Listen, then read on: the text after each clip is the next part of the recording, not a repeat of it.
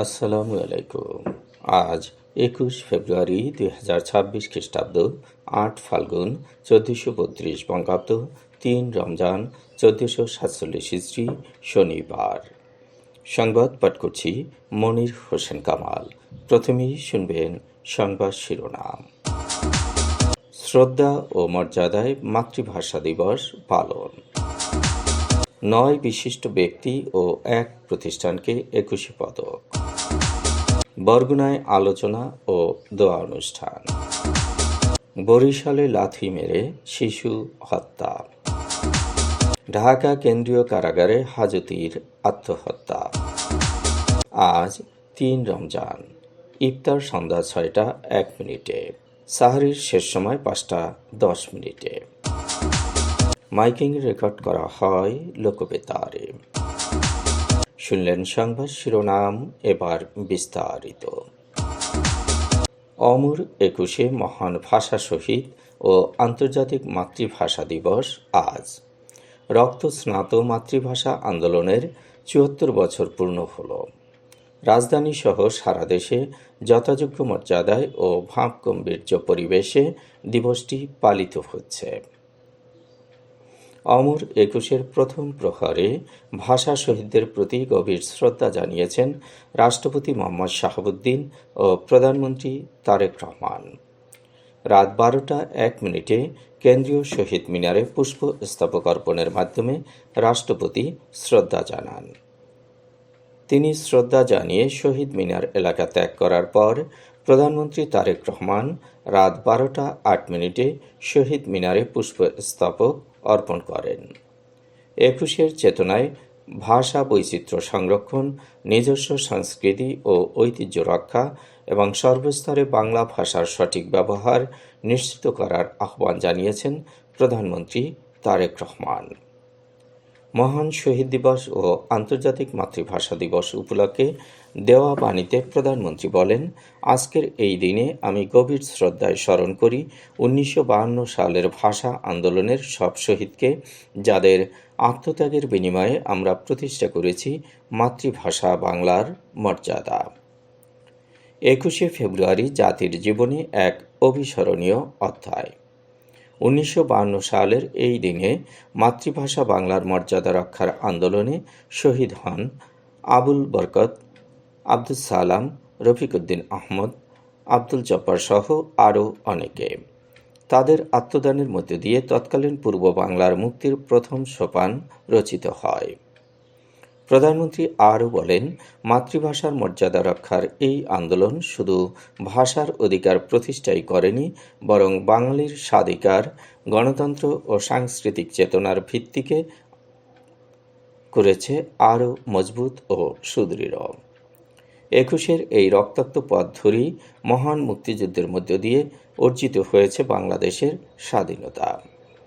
আমরা ভাষা শহীদ এবং 71 সালে স্বাধীনতা অর্জন ও 2024-এর স্বাধীনতা রক্ষার যুদ্ধ সহ এ যাবৎকালে দেশে গণতান্ত্রিক আন্দোলনে সব শহীদদের আকাঙ্ক্ষাকে ধারণ করে একটি স্বনির্ভর, নিরাপদ, মানবিক গণতান্ত্রিক রাষ্ট্র গড়তে চাই। বিভিন্ন ক্ষেত্রে গুরুত্বপূর্ণ অবদানের স্বীকৃতিস্বরূপ দেশের 9 ব্যক্তি ও 1 প্রতিষ্ঠানকে 21শে পদক 2026 প্রদান করেছে সরকার। পদকপ্রাপ্তরা হচ্ছেন অভিনয়ে ফরিদা আক্তার ববিতা, চারুকলায় অধ্যাপক ডক্টর মোহাম্মদ আব্দুল সাত্তার, স্থাপত্যে মেরিনা তাবাসসুম, সঙ্গীতে আইয়ুব বাচ্চু, নৃত্যে অর্থী আহমেদ, পালাগানে ইসলাম উদ্দিন পালাকার, সাংবাদিকতায় শফিক রহমান, শিক্ষায় অধ্যাপক ডক্টর মাহবুবুল আলম মজুমদার এবং ভাস্কর্যে তেজস হালদার যশ। এছাড়া সঙ্গীতে ওয়ারফিসকে দেওয়া হয়েছে এ পুরস্কার। 21শে পদক বাংলাদেশের একটি জাতীয় এবং দ্বিতীয় সর্বোচ্চ বেসামরিক পুরস্কার।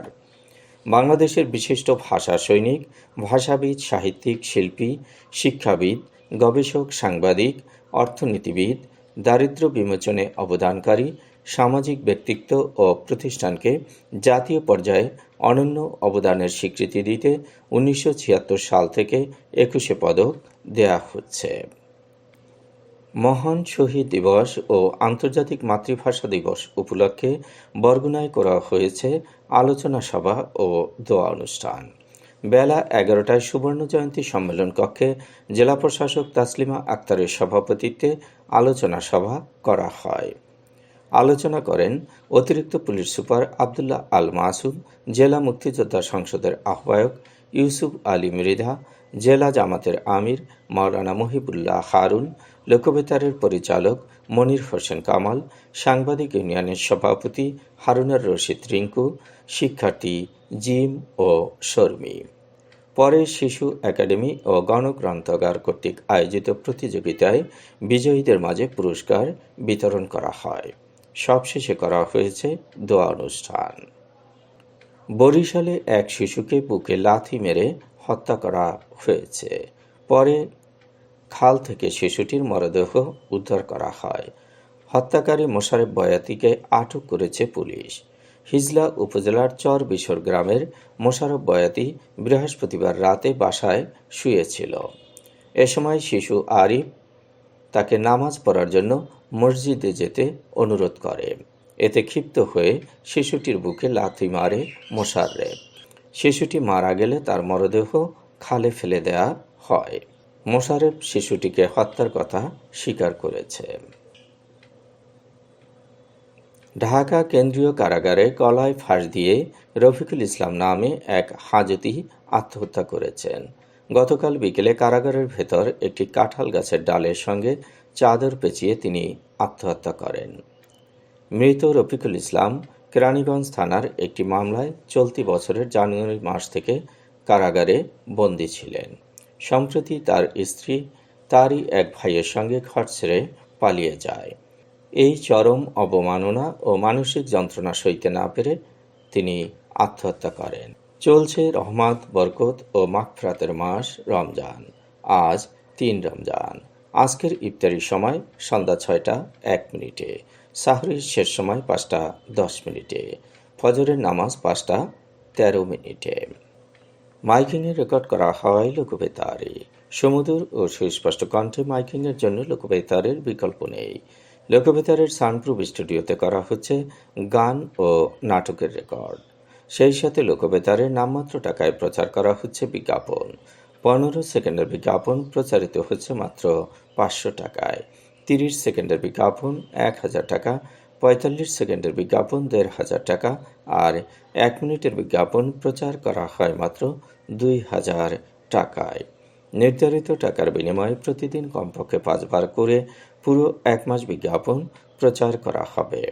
মাইকিং ও বিজ্ঞাপনের জন্য যোগাযোগ করবেন 0-1-755-666-445 নম্বরে। এবারে শুনবেন আবহাওয়ার খবর।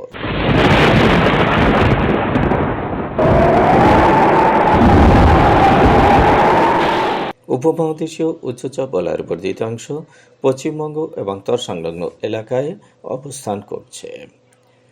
মৌসুমের স্বাভাবিক লঘুচাপ দক্ষিণ বঙ্গোপসাগরে অবস্থান করছে। এর একটি বর্ধিত অংশ উত্তর পূর্ব বঙ্গোপসাগর পর্যন্ত বিস্তৃত। সারা দেশে ঘন কুয়াশা পড়তে পারে। রাত এবং দিনের তাপমাত্রা সামান্য বাড়তে পারে। আজ দেশের সর্বোচ্চ তাপমাত্রা ছিল রাঙামাটিতে ৩৪.৫ ডিগ্রি সেলসিয়াস এবং সর্বনিম্ন তাপমাত্রা ছিল তেঁতুলিয়ায় ১৪ ডিগ্রি সেলসিয়াস। বরগুনার সর্বোচ্চ তাপমাত্রা ৩৩ ডিগ্রি সেলসিয়াস, সর্বনিম্ন ১৬.৬ ডিগ্রি সেলসিয়াস। আগামীকাল সূর্যোদয় হবে ভোর ৬টা ২৮ মিনিটে। সংবাদ শেষ করার আগে শিরোনামগুলো আবার পড়ছি। শ্রদ্ধা ও মর্যাদায় মাতৃভাষা দিবস পালন। ৯ বিশিষ্ট ব্যক্তি ও ১ প্রতিষ্ঠানকে ২১ পদক। বরগুনায় আলোচনা ও দোয়া অনুষ্ঠান। বরিশালে লাথি মেরে শিশু হত্যা। ঢাকা কেন্দ্রীয় কারাগারে হাজতির আত্মহত্যা। আজ ৩ রমজান। ইফতার সন্ধ্যা ৬টা ১ মিনিটে, সাহরির শেষ সময় ৫টা ১০ মিনিটে। মাইকিং রেকর্ড করা হয় লোকবেতারে। সংবাদ শেষ করার আগে জানিয়ে দিচ্ছি লোকবেতারে সংবাদ জানানোর মোবাইল নম্বর। আপনার এলাকার গুরুত্বপূর্ণ সংবাদ জানাতে ফোন করুন 017755664445 নম্বরে। আর লোকবেতারের সাথে যুক্ত হয়ে গান শুনতে চাইলে SMS করুন 01782973478 নম্বরে। মোবাইল করবেন 0195943854 নম্বরে। বিশ্বের সব জায়গা থেকেই শুনতে পারবেন লোকবেতার। লোকবেতার FM.org ওয়েবসাইটের মাধ্যমে শুনুন সরাসরি অনুষ্ঠান। সংবাদ পাঠ এখানে শেষ করছি।